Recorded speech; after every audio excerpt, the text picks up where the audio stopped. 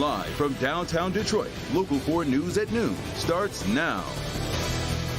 The mayor of Kyiv announces a 35-hour curfew for people in the capital.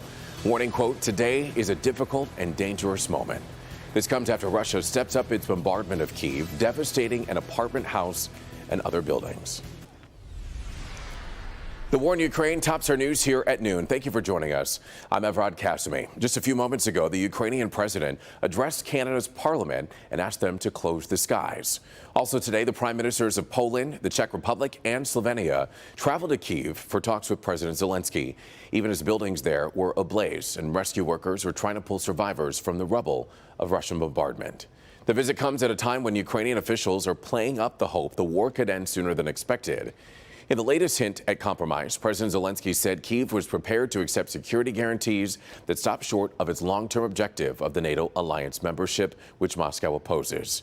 In the meantime, 2,000 cars carrying civilians have managed to escape the hard-hit city of Mariupol along an evacuation route. This as the U.S. continues to monitor the situation closely.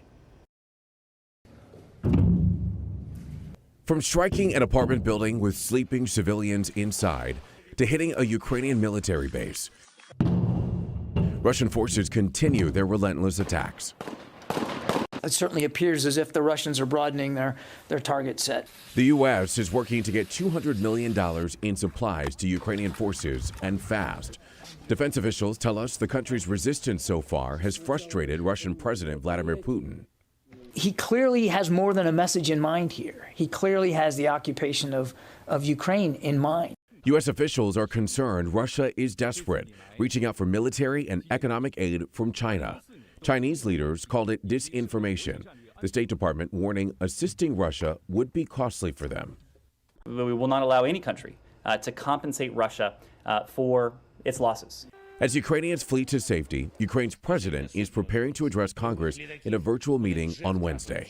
It will be a privilege for us to hear from this champion of democracy.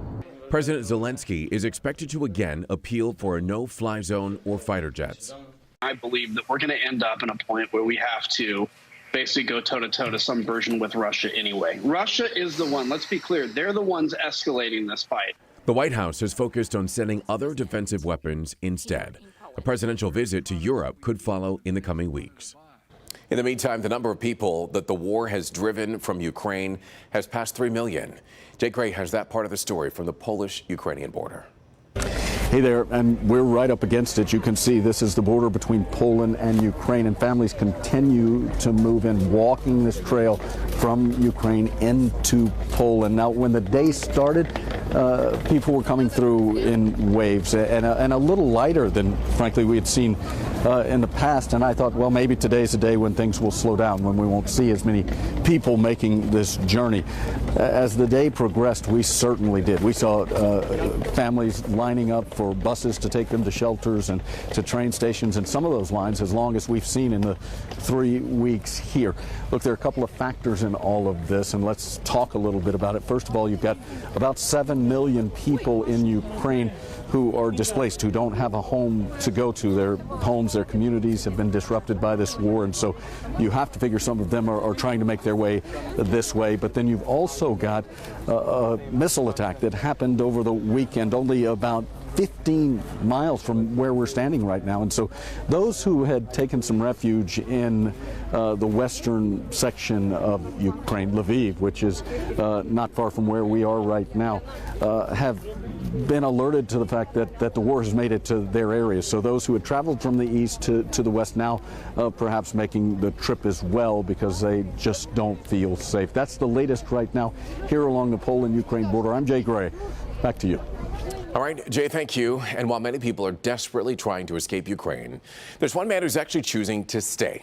And he was born right here in Detroit. He was raised in Detroit as well.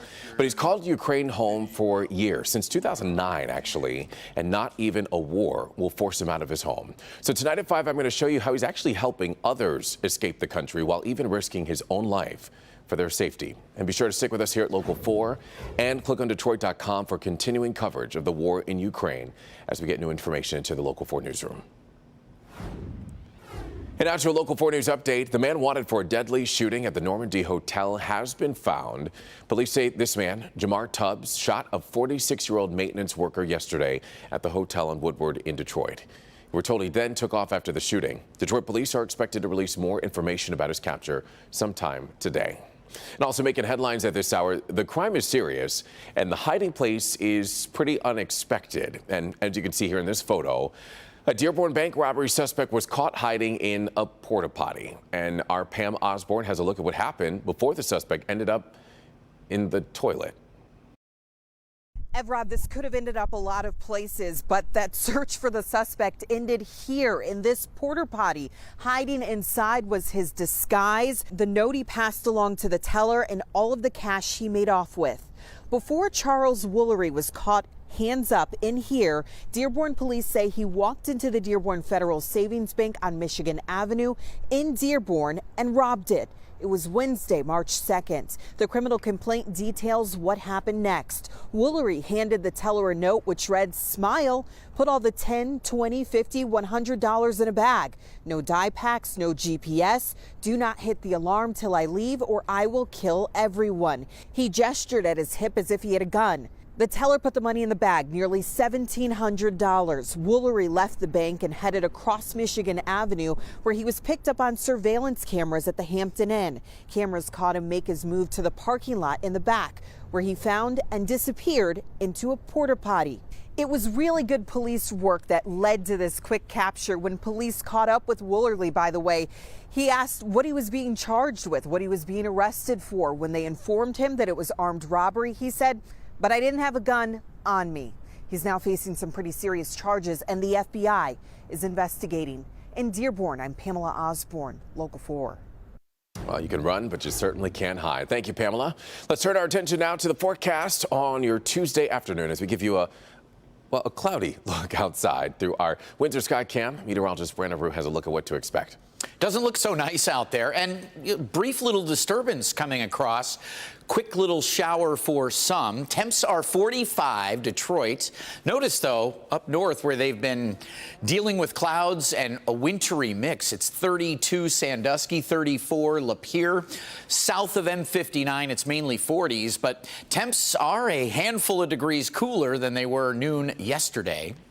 And Storm Tracker 4 shows this little line of what could still be a little freezing drizzle mixing in with some snow along and north of I-69. The rest of us, just a brief little shower here, and then we're going to see some gradual clearing with 50 degrees, and a warm-up is beginning. You can find out everything about it, about the start of spring, about weather around the world. Just hold your phone, the camera of your phone, right up to that box in the middle. That QR code will get you right to our free Local Forecasters app. Evrod. All right, Brandon, thank you so much. The CDC is continuing to monitor wastewater to track COVID cases, and it's seeing a concerning trend. More sewage systems are detecting increased levels of coronavirus lately. The CDC says that 40% of sampling sites reported a jump over the last 2 weeks. That's more than twice what it was a month ago. Wastewater cannot estimate the number of cases in a community, but it can be somewhat of an early warning sign of transmission. It often detects increased infection days before positive case counts. All right, still to come here on Local 4 News at noon. Gas prices, they're still soaring all across the country, in fact. But after the break, we're going to share some ways to help you save money.